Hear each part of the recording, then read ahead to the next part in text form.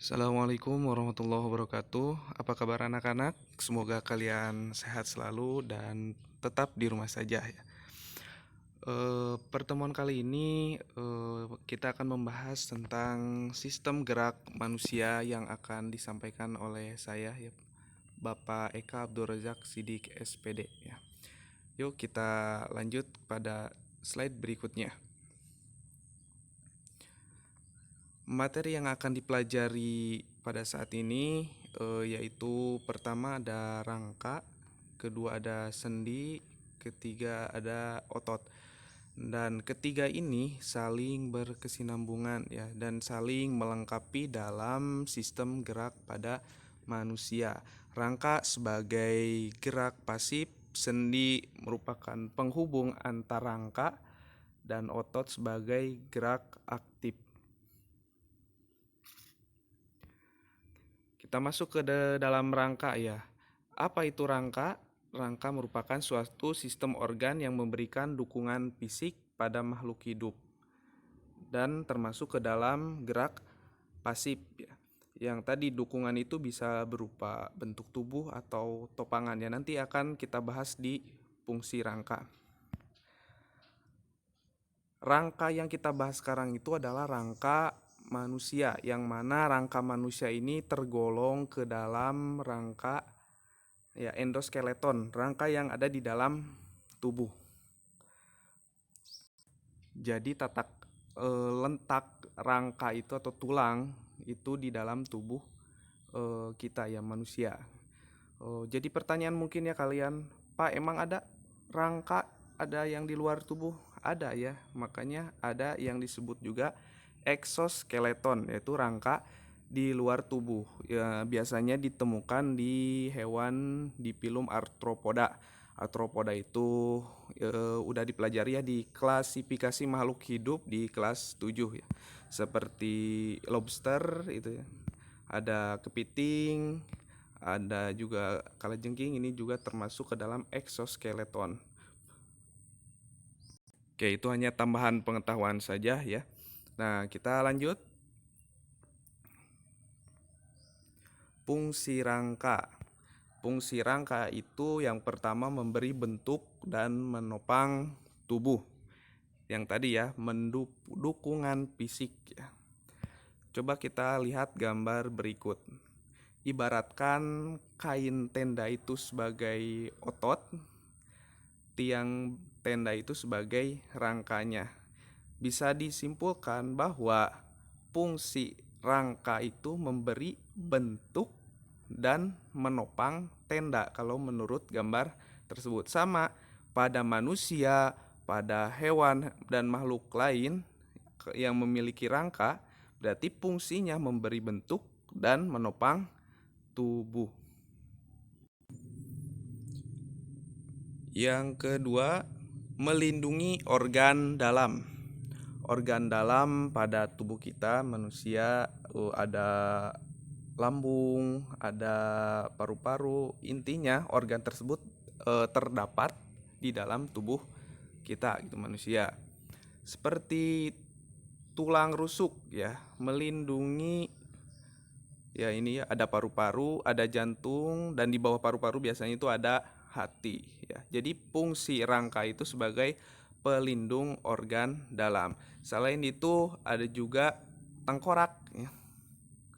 Tengkorak melindungi organ dalam yaitu otak ya, karena otak itu sebagai sistem koordinasi ya, tempat berpikir, mengingat, yang nanti akan dibahas jadi kelas 3 ya. Selanjutnya yang ketiga, tempat menempelnya otot.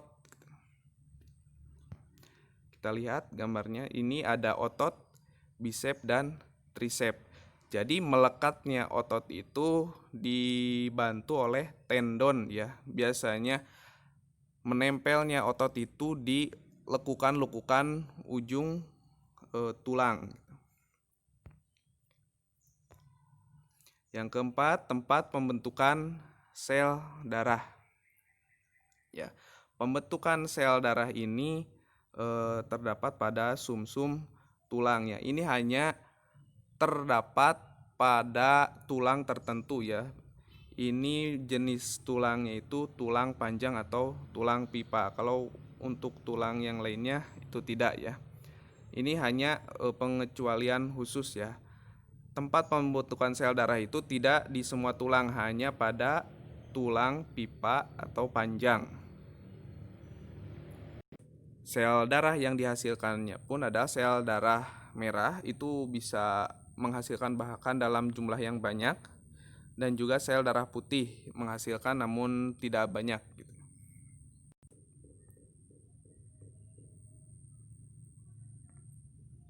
Struktur tulang. Nah, struktur tulang bisa kita lihat di gambarnya ya.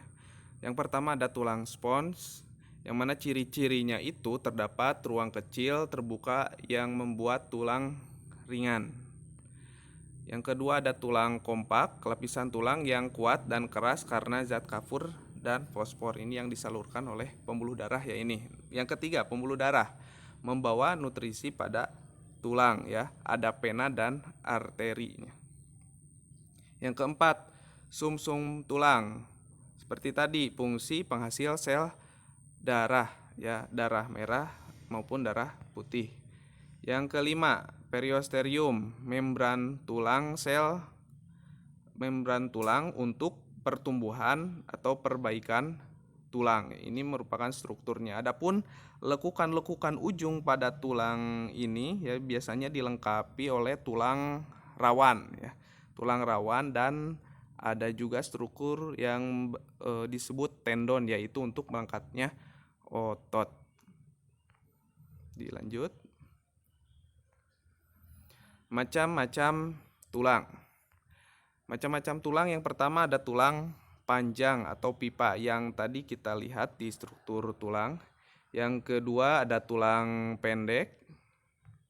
Ketiga ada tulang pipih. Nah, pipih itu artinya gepeng ya, tipis. Yang keempat ada tulang tidak beraturan. Bisa dilihat di gambar ya. Tulang panjang itu bisa ditemukan pada tulang lengan atas atau humerus. Tulang pendek ada di ruas-ruas jari kaki, bisa jari kaki, jari tangan yang ukurannya pendek. Yang ketiga ada tulang pipih yang bentuknya gepeng, seperti di sini ada contoh tulang dada, sternum. Atau kalian juga pernah makan sop daging tulang rusuk ya. Itu kan ukurannya, bentuknya ya tipis gitu ya, gepeng.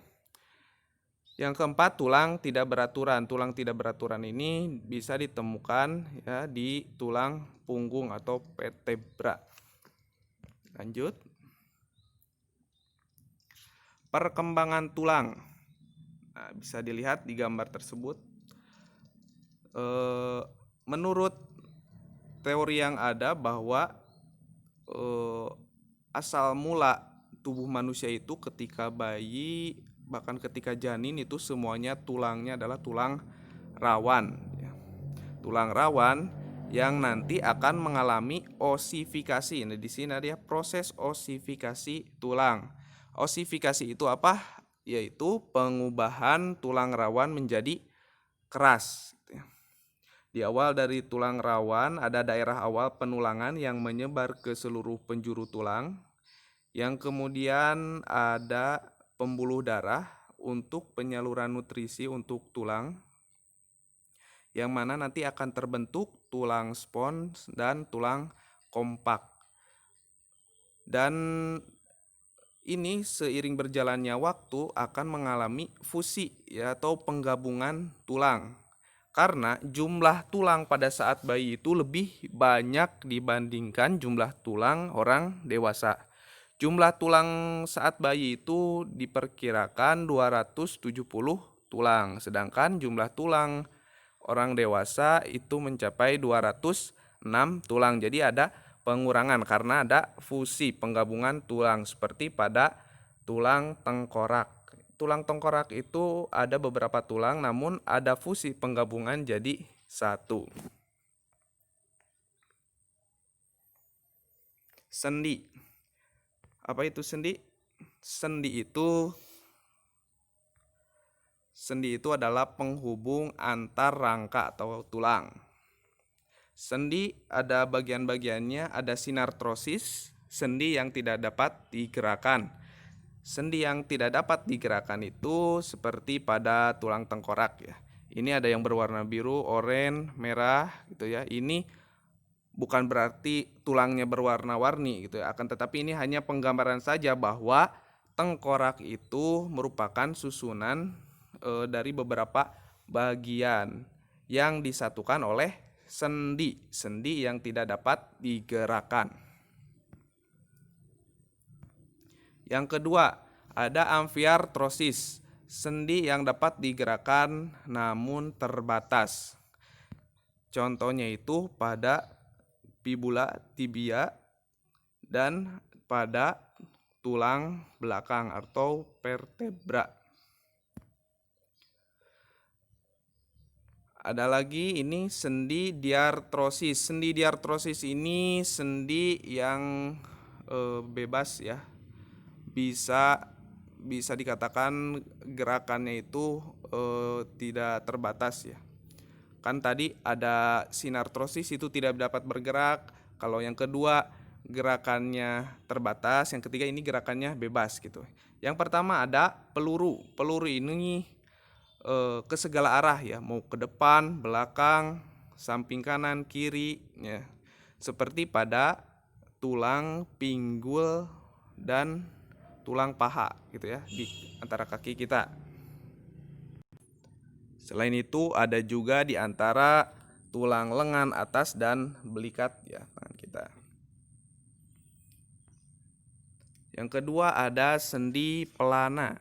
Sendi pelana itu memiliki dua arah, depan, belakang, kiri, kanan gitu ya.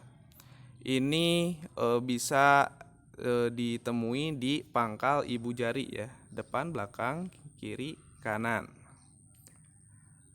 Ada sendi putar, gerakan memutar. Ini terletak pada tengkorak dan leher, gerakan memutar. Biasanya kalian sering melakukan ketika pemanasan pelajaran penjaskes. Engsel. Engsel ini memiliki satu arah, hanya depan, belakang. Ibarat engsel pintu ya. Kalau contoh pada tubuh kita itu pada siku dan lutut ya, hanya depan belakang, tidak bisa kan kiri ke kanan tidak bisa gitu ya. Itu adalah sendi engsel. Yang terakhir ada sendi luncur atau geser. Ini gerakan menggeser ketika pada pergelangan tangan. Dilanjut otot. Apa itu otot? Nah, otot itu mungkin kalian akan lebih mengenal daging ya kalau di kehidupan sehari-hari, bahasa kehidupan sehari-hari. Kalau ini menurut ilmiahnya atau bahasa IPA-nya itu adalah otot gitu ya. Makanya ketika otot mungkin kalian berpikirnya hanya pada biceps saja gitu, bagian tangan gitu. Ini otot-otot, padahal di kaki kita, di badan kita, di perut kita, bahkan di wajah kita juga ada otot ya. Kalau di kehidupan sehari apa? Daging. Merupakan jaringan yang dapat berkontraksi menjadi lebih pendek untuk menggerakkan bagian tubuh karena ini sebagai sistem gerak aktif. Contohnya ini ya, bicep. Mungkin kalian ini berpikirnya, "Oh, ini otot. Ini otot bicep gitu ya. Tricep." Nah, ini ada berkontraksi dan relaksasi. Kontraksi itu menjadi lebih pendek dan diameternya akan bertambah. Sedangkan relaksasi akan menjadi panjang dan diameternya pun akan pendek. Ini saling berlawanan ya. Ketika otot bicep berkontraksi, maka otot tricep akan relaksasi. Sebaliknya, ketika otot bicep relaksasi, maka otot tricep akan berkontraksi. Macam-macam otot. Bisa dilihat ya di gambar macam-macam otot. Otot polos, ada otot rangka, ada otot jantung. Otot polos ini bisa dilihat memiliki inti terletak di tengah. Adapun otot lurik atau otot rangka itu terdapat pada tepi ya. Inti sel yang hitamnya itu ya. Terletak pada tepinya.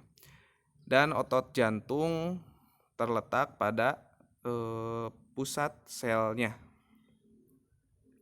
Lanjut ke perbedaan otot pada manusianya. Ada pembedaannya ya. Pembedanya itu apa? Ada letak, ada respon, ada cara kerja, kemampuan berkontraksi. Yang pertama, otot rangka itu letaknya ya di rangka gitu ya. Otot rangka atau lurik ya, rangka. Ini biasanya banyak ya ditemukan ya, seperti di tangan kita, di kaki kita ya, alat gerak itu letaknya otot rangka karena melekat pada rangka. Ada otot polos. Otot polos itu terletak pada organ bagian dalam ya, seperti usus gitu ya, ada lambung gitu.